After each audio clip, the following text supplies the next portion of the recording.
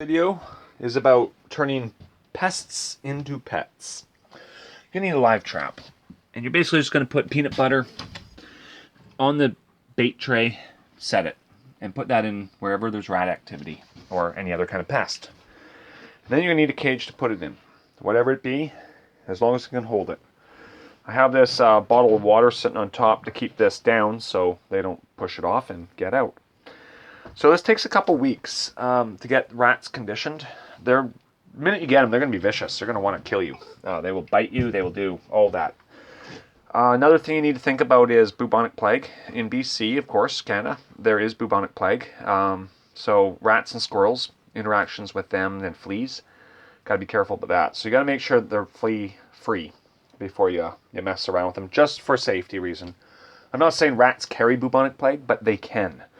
It's not that all rats have it. It's just that they can. And that's all I'll say about that.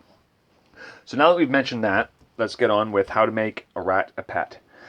So they're very conditionable creatures. They are social, and they do like human activity once they get used to it. So those are the pluses. What you do is you build them an environment. I put in here moss. I got cat food for food and a tray of water.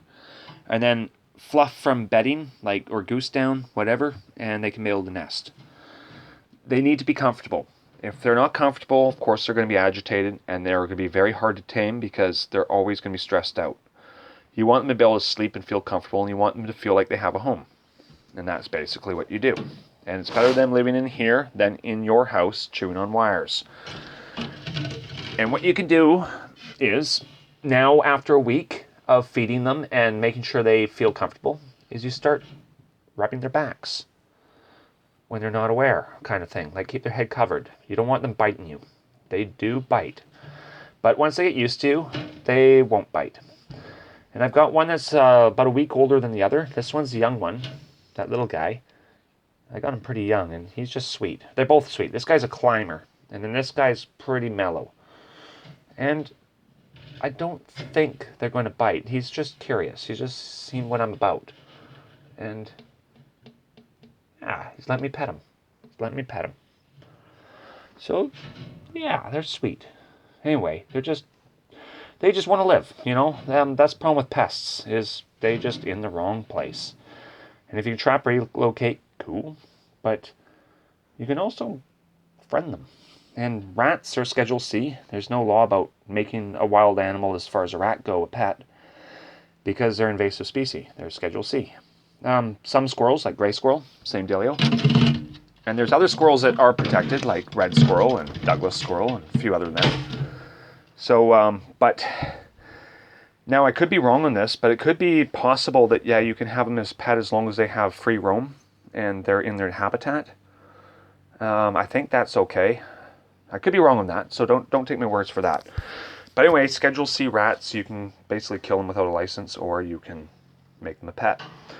I've killed a lot of rats in my life, do pest control, but I've also saved a lot of rats in my life. Any baby rat nest I come across, he just jumped up to say hello. He came right up to my hand. My hand was there and he jumped up to it. That was kind of cool. And he didn't bite me. I know you guys can't see very well because I got shitty lighting in my house. And this glass is pretty old, so it's very scuffed up and probably needs another cleaning. But what I want to do is just show that you can domesticate rats pretty easily. And if you have rats in your house and you don't want to kill it, this is always another option. You can befriend it and turn it into a beloved pet. And, they're really cute.